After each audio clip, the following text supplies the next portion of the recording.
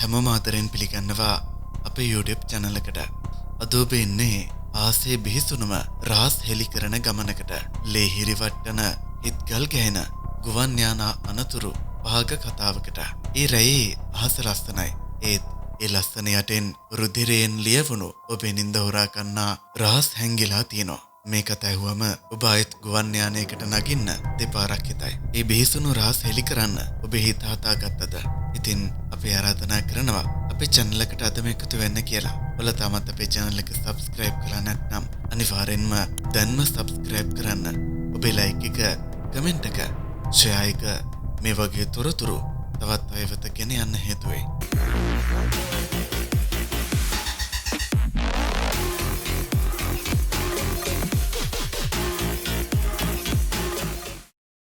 අංක 1 ආසේ ලේ වැස්ස 1978 පැසිෆික් සාගරයේ රුදුරු රාත්‍රිය.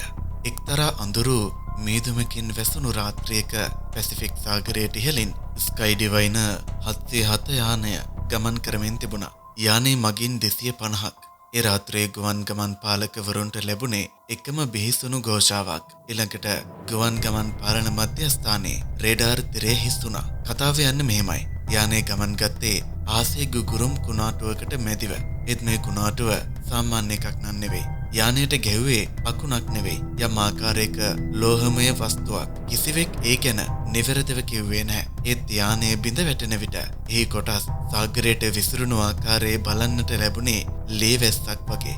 ගලවා ගැනීමේ කණ්ඩායම් ගිය විට ඔවුන් දුටුවේ යානයේ බඩු බාහිර ආදී ගිනිගත් අවශේෂ පමණයි. ඒත් භයානකම කාරණය යානයේ එන්ජින් එකක තිබුණු ලෝහ කැබැල්ලක නොදන්නා ලෝකයක ලිපි තිබුණු බව කියවෙනවා.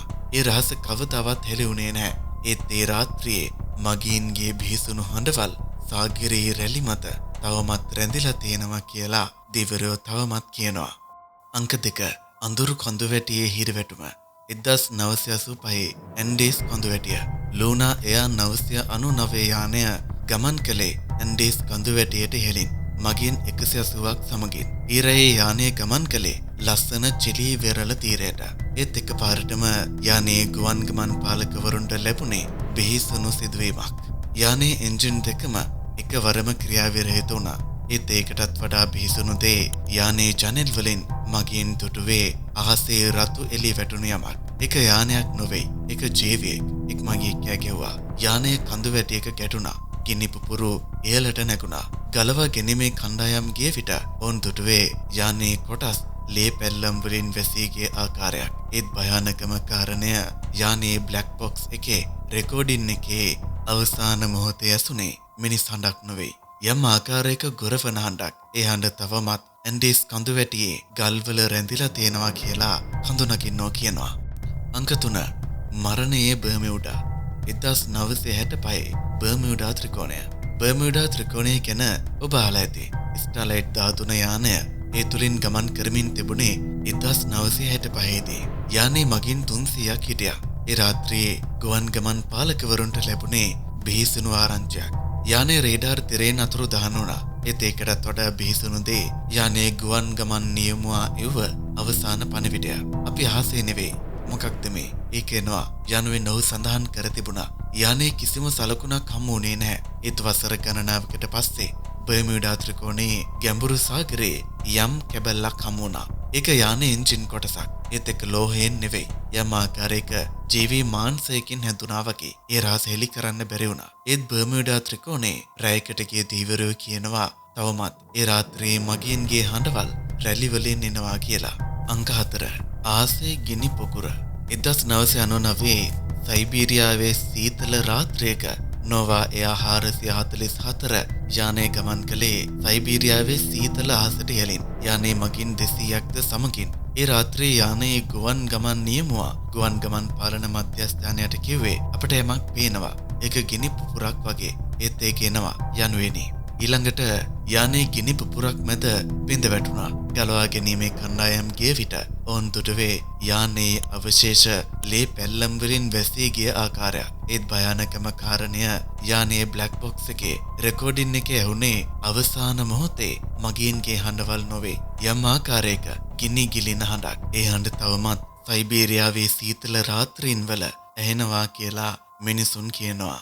අංක 5 Midnight Flight 2010 Atlantic සාගරය Midnight Air 666 යානය ගමන් කළේ ඇට්ලාන්ටික් සාගරයට හෙලින්.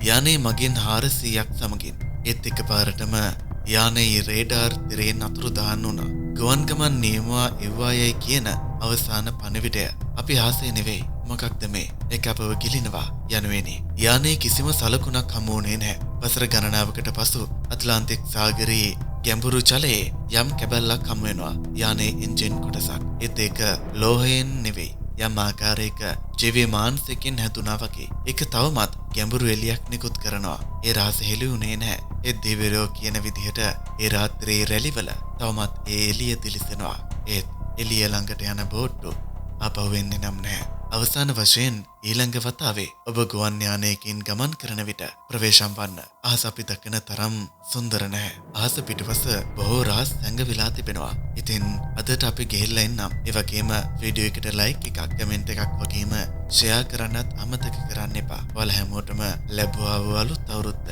වාසනාවන්ත සුවදායක පෙරණු අලුත් අවුරුද්දක් වේවායි අපි ප්‍රාර්ථනා කරනවා.